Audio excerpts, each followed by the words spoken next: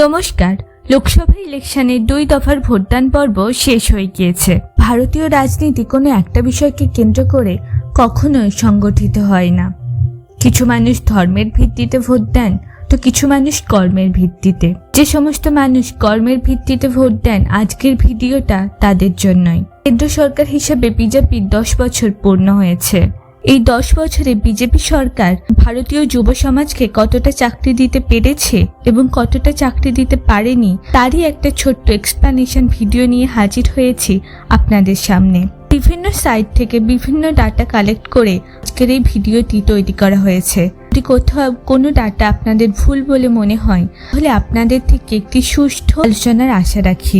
শুরু করছি একটি নতুন ভিডিও, মোদি 3.0 এবং বেকার যুব সমাজ। ভিডিওর শুরুতেই আপনাদের সাথে যে ডাটা শেয়ার করছি তা পাবলিশ করা হয়েছে পিরিয়ডিক লেবার ফোর্স সার্ভের তরফ থেকে। এখানে 2017-18 এবং 2022-23 ডাটার একটা কম্প্যারিজন করা হয়েছে। যেমন 2017-18তে এমপ্লয়মেন্ট রেট ছিল 46.8%, যা 2022-23 বেড়ে দাঁড়ায় 56%।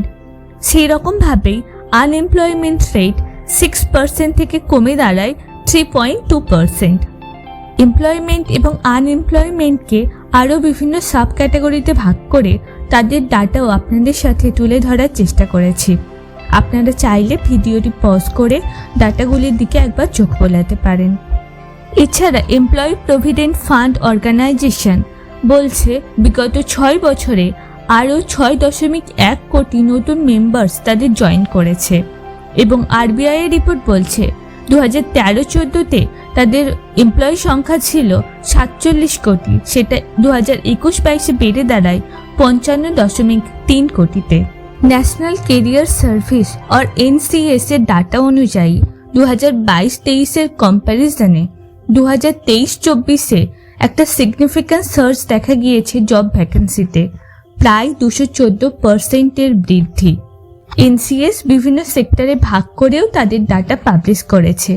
আপনারা চাইলে ভিডিওটি পজ করে এই ডাটাগুলিকে লক্ষ্য করতে পারেন। এবার আপনি বলতেই পারেন, আরে এটা তো গভর্নমেন্টের তরফ থেকে পাবলিশ করা ডাটা। গভর্নমেন্ট তো তার নিজের ইমেজ ক্লিয়ার করার জন্য তাদের ডাটাকে সর্বদাই ম্যানিপুলেট করে এসেছে। তাহলে এই ডাটার উপর আমরা কেমনভাবে এত বেশি ভরসা করতে পারি? ঠিক আছে, অসুবিধা নেই, আমরা গভর্নমেন্টের ডাটা ছেড়ে দিচ্ছি। আমরা কোনো একটা ইন্ডিপেন্ডেন্ট বডির ডাটাকে নিয়ে কথা বলছি।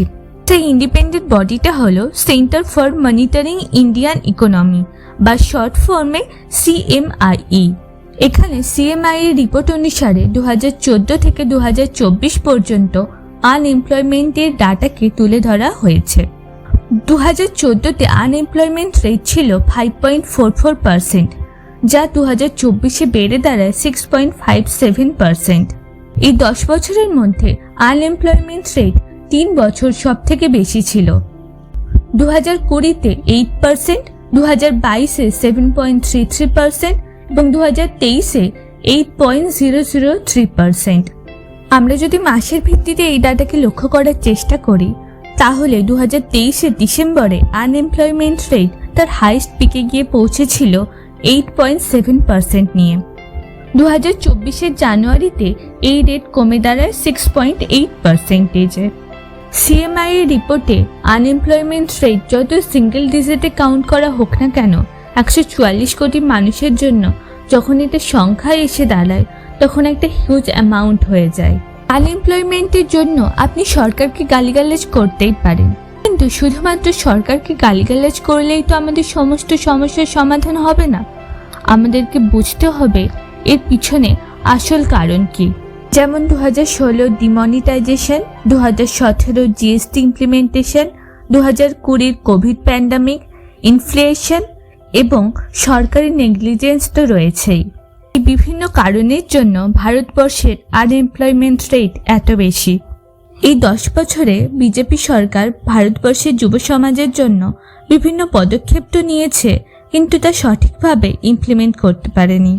Department for promotion of industry and internal ট্রেডের একটা রিপোর্ট আপনাদের সাথে শেয়ার করি, যেখানে দেখা যাচ্ছে 2016 সালে ভারতবর্ষের স্টার্ট আপ কোম্পানির সংখ্যা ছিল 471, যা 2024-এ এসে দাঁড়ায় 1,27,433টি। অর্থাৎ পদক্ষেপ তো নেওয়া হয়েছে, কিন্তু সঠিকভাবে ইমপ্লিমেন্টেশন হচ্ছে না। তাই তো ভারতবর্ষে আনএমপ্লয়মেন্ট রেট এত বেশি। যতই গভর্নমেন্ট জবের ভ্যাকেন্সি বাড়ানো হোক বা ন্যাশনাল এবং ইন্টারন্যাশনাল কোম্পানিতে নিয়োগ বাড়ানো হোক, ধর্মের উপরে উঠে যতদিন না পর্যন্ত আমাদের সরকার শিক্ষা, স্বাস্থ্য এবং এমপ্লয়মেন্টকে মেন প্রায়োরিটি দিচ্ছে, ততদিন পর্যন্ত এই সমস্যার সঠিক সমাধান হবে বলে অন্তত আমার মনে হয় না। আমি মেনে নিচ্ছি আপনাদের সাথে যে ডাটা তুলে ধরলাম তা শুধুমাত্র কাগজ কলমে। গ্রাউন্ড লেভেলে এর সিনারিও ভীষণভাবে মারাত্মক এবং ভয়ঙ্কর। ভারতবর্ষের মতো একটি ডেভেলপিং কান্ট্রির থেকে এই সমস্ত জিনিস আশা করা একদমই যায় না। এমপ্লয়মেন্টের খাতে বিজেপি সরকারের বিগত 10 বছরের কাজকে যদি 5-এর মধ্যে রেটিংস দিতে বলে, তাহলে আমি 2 রেটিংস দেব। কারণ কাজ তো হয়েছে, কিন্তু যতটা কাজ হওয়া দরকার ছিল ততটা একদমই হয়নি। এই বিষয়ে আপনার কি মতামত অবশ্যই আমাদের সাথে শেয়ার করবেন। ভিডিওটি ভালো লাগলে চ্যানেলটি সাবস্ক্রাইব করে দেবেন এবং আপনাদের বন্ধু বান্ধবদের সাথে অবশ্যই শেয়ার করবেন। এই ধরনের কেস স্টাডিজ আরও দেখতে হলে চোখ রাখুন আমাদের চ্যানেলে। দেখা হবে অন্য কোনো একটি ভিডিওতে। ততদিন পর্যন্ত ভালো থাকুন, সুস্থ থাকুন। Be happy, keep smiling because life goes on.